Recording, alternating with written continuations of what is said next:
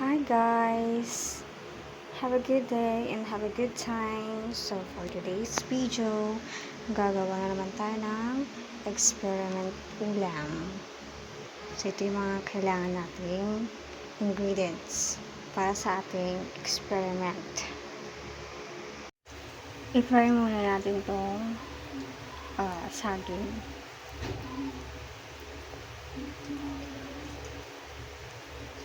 Next naman natin yung hash brown together with the saging. Ayan. After nating ma-fry, isusunod ko namang iluluto yung scrambled egg.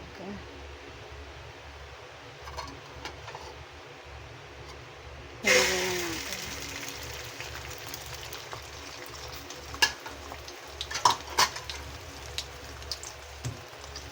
Then, haluin natin. Ganyan lang siya.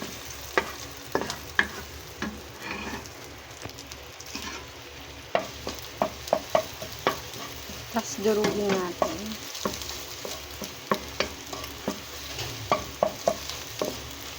Makikita niyo mamaya kung ano or para saan tong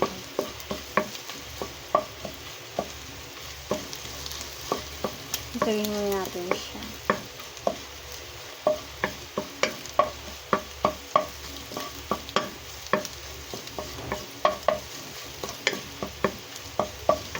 After that, set aside natin siya. So, ayan. Naset aside na natin yung egg. Igigisa naman natin ito ng bawang sibuyas together with the squid ball. At itong vegetables. Of course, igigisa natin siya with the same pot na ginamit natin. Ilalagay ko na yung sibuyas, bawang,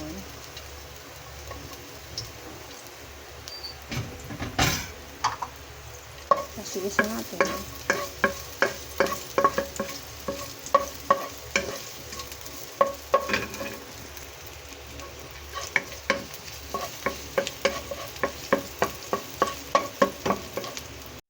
Yung next natin is yung squid ball.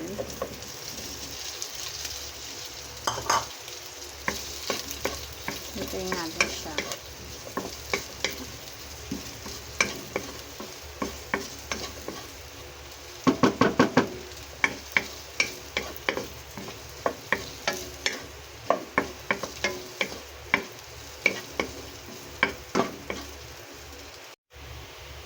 Kapag medyo golden brown na yung squid ball natin, ilalagay naman natin yung gulay.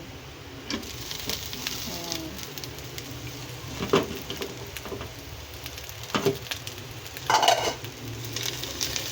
Tapos, lettuce natin siya.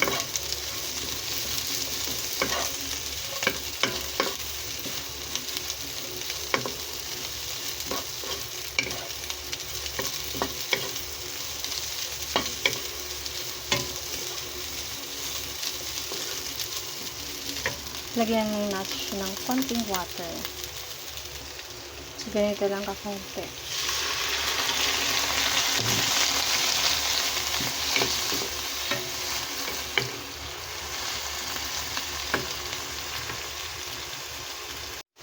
Lagyan natin siya ng pepper.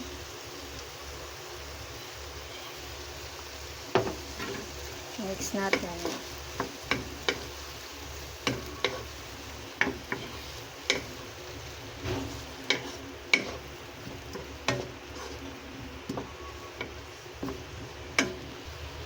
Then next, tong oyster sauce.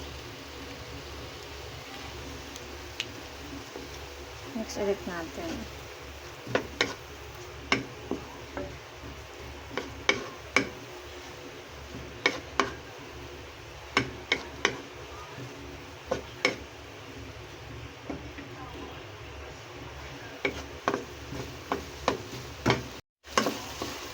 So, pagluto na, ang next natin ilalagay is yung premiere natin yung egg kanina.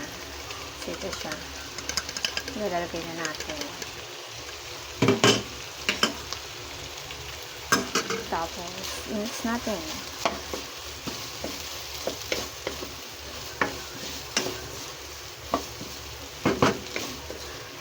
So, ready to eat na to. Kakain na tayo, guys. Diba? Ang simple ng ulam. So, yun lang, guys. Thank you for watching. This one.